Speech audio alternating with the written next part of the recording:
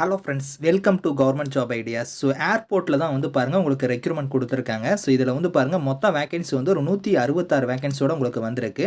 Group C லெவலில் இந்த posting வந்து உங்களுக்கு எடுக்கிறாங்க. சேலரியை பொறுத்த வரைக்கும் 46,764 வந்து உங்களுக்கான சேலரி வந்து இருக்கும். ஃப்ரெஷர்ஸ் நீங்கள் அப்ளை பண்ணிக்கலாம். உங்களுக்கு இன்டர்வியூ அந்த மாதிரி எதுவுமே கிடையாது.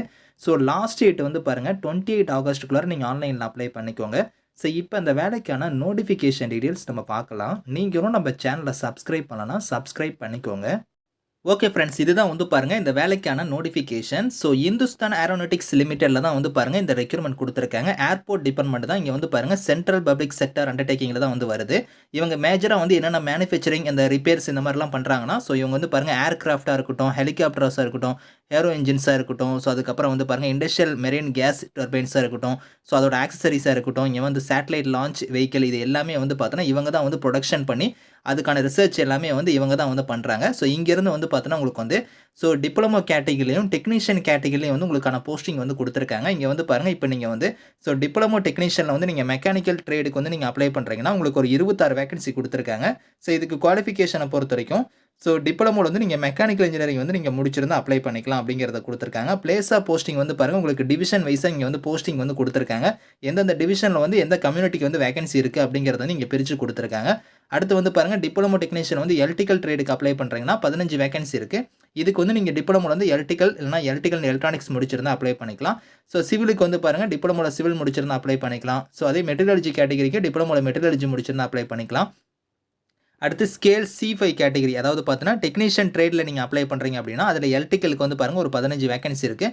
ஸோ இதுக்கு வந்து குவாலிஃபிகேஷனாக நீங்கள் 10th முடிச்சுட்டு ஸோ நீங்கள் ஐடியில் வந்து பாருங்கள் NTCக்கான சர்டிஃபிகேட் வந்து நீங்கள் வச்சிருக்கணும் அப்படிங்கிற மாதிரி கொடுத்துருக்காங்க. அதாவது எலக்ட்ரிஷியன் ட்ரேடில் வந்து நீங்கள் முடிச்சிருக்கணும்.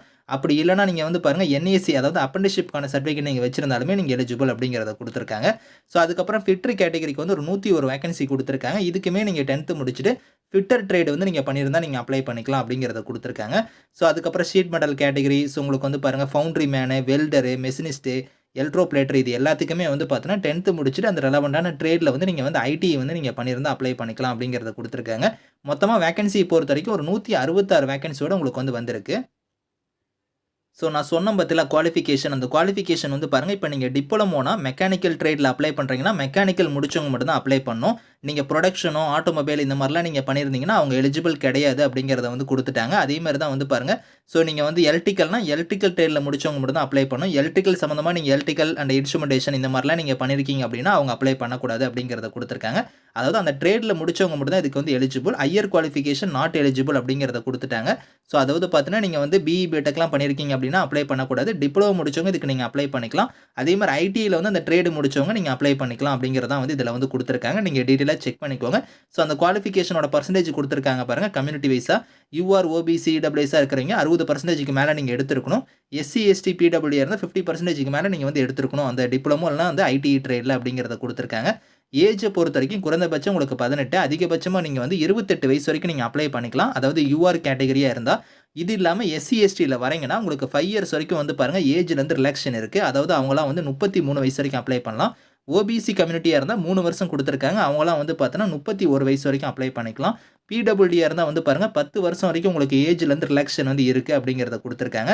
இது வந்து பார்த்தோன்னா டென்யூர் பேஸில் தான் வந்து உங்களுக்கு வந்து எடுக்கிறாங்க. உங்களுக்கு வந்து பாருங்கள் 4 இயர்ஸ் இதுக்கான ஒர்க் வந்து இருக்கும் அப்படிங்கிற மாதிரி கொடுத்துருக்காங்க. நிறையா வந்து நீங்கள் லேர்ன் பண்ணிக்கலாம் அப்படிங்கிறத கொடுத்துருக்காங்க. ஸோ இனிஷியலாக உங்களுக்கு வந்து ட்ரைனிங் பீரியடுமே வந்து இருக்கும் அப்படிங்கிறத வந்து சொல்லிட்டாங்க. பிளேஸ் ஆஃப் போஸ்டிங்கை பொறுத்த வரைக்கும் நம்ம தமிழ்நாட்டில் வந்து உங்களுக்கு போஸ்டிங் வந்து இருக்காது. ஸோ இனிஷியலாக வந்து பாருங்கள் பெங்களூரில் தான் உங்களுக்கான போஸ்டிங் வந்து இருக்க போகுது அப்படிங்கிறத கொடுத்துட்டாங்க. ஸோ அங்கே தான் வந்து இனிஷியலாக உங்களுக்கு போஸ்டிங் வந்து இருக்கும். அதுக்கப்புறம் உங்களுக்கு வந்து ட்ரான்ஸ்ஃபர் ஆகிட்டு கூட நீங்கள் வந்து பார்த்தீங்கன்னா நீங்கள் தமிழ்நாட்டுக்கு வந்து வரலாம் அப்படிங்கிறத வந்து கொடுத்துருக்காங்க. ஸோ ட்ரான்ஸ்ஃபருமே உங்களுக்கு வந்து இருக்குது. ஸோ நீங்கள் பெங்களூரில் தான் இனிஷியாக வந்து ஒர்க் பண்ண போகிறீங்க. சேலரி வந்து பாருங்கள் உங்களுக்கு வேறு லெவலில் சேலரி வந்து இருக்கும். அதாவது பாருங்கள் ஸ்கேல் 5 ஸ்கேல் 6 ரெண்டுக்குமே தனித்தனியாக கொடுத்துருக்காங்க. 22,000 23,000 பேசிக் பே வந்து கொடுத்துருக்காங்க. இது இல்லாமல் DA இருக்குது, HRA இருக்குது, உங்களுக்கு பெர்க்ஸ் இருக்குது, மெடிக்கல் இருக்குது. இந்த மாதிரி வந்து 46,764 ரூபா உங்களுக்கான சேலரி வந்து வரும். இதில் வந்து பாருங்கள் என்னென்ன பெனிஃபிட்ஸ்லாம் உங்களுக்கு வந்து இருக்கும் அப்படிங்கிறத கொடுத்துட்டாங்க. அதாவது டியர்னன்ஸ் அலவன்ஸாக இருக்கட்டும், உங்களுக்கு வந்து பாருங்கள் house rent allowance, special allowance, so அதுக்கப்புறம் உங்களுக்கு யூனிஃபார்ம் இதில் வந்து உங்களுக்கு ஸ்டிச்சிங் சார்ஜஸ்லேருந்து, ஷூ அலவன்ஸ்லேருந்து, நைட் ஷிஃப்ட் அலவன்ஸ் இந்த மாதிரி வந்து எக்கச்சக்கமான அலவன்ஸ் வந்து உங்களுக்கு வந்து இருக்குது. நிறைய பெனிஃபிட்ஸ் இருக்குது அப்படிங்கிறத கொடுத்துருக்காங்க. செலெக்ஷன் ப்ரொசீஜரை பொறுத்த வரைக்கும் பார்த்தோன்னா உங்களுக்கு ஒரே ஒரு ரிட்டன் எக்ஸாம் மட்டும் தான் உங்களுக்கு வந்து இன்டர்வியூ அந்த மாதிரிலாம் எதுவுமே கிடையாது. ரிட்டன் எக்ஸாம் மட்டும் தான் உங்களுக்கு வந்து இருக்க போகுது. அதுக்கான குவாலிஃபையிங் மார்க்குமே வந்து இங்க குடுத்துருக்காங்க. ஸோ அந்த ரிட்டன் எக்ஸாம் வந்து பார்த்தீங்கன்னா, உங்களுக்கு வந்து எந்த மாரி பேட்டர்ன்ல வந்து உங்களுக்கு கொஸ்டின்ஸ்லாம் வந்து வரும் அப்படிங்கிறத வந்து பாருங்க இந்த இடத்துல குடுத்துருக்காங்க. 2 1/2 மணி நேரம் உங்களுக்கான எக்ஸாம் நடக்கும். 3 பார்ட்டா எக்ஸாம் வந்து இருக்கும். அதாவது உங்களுக்கு மல்டிபிள் சாய்ஸ் கொஸ்டின்ஸ் தான். பார்ட் 1ல வந்து 20 கொஸ்டின்ஸ் கேட்பாங்க. General awareness. அதே மாரி பார்ட் 2ல வந்து பாருங்க 40 கொஸ்டின்ஸ் வந்து வரும்.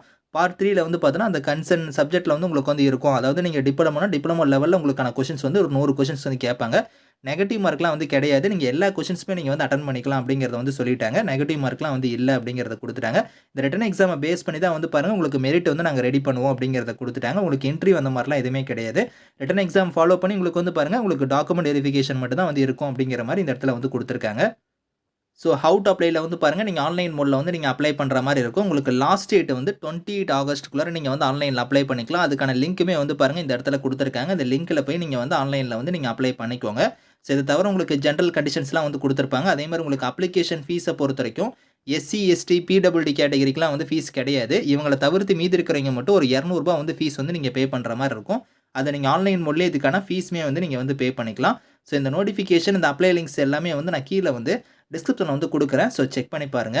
Thank you friends.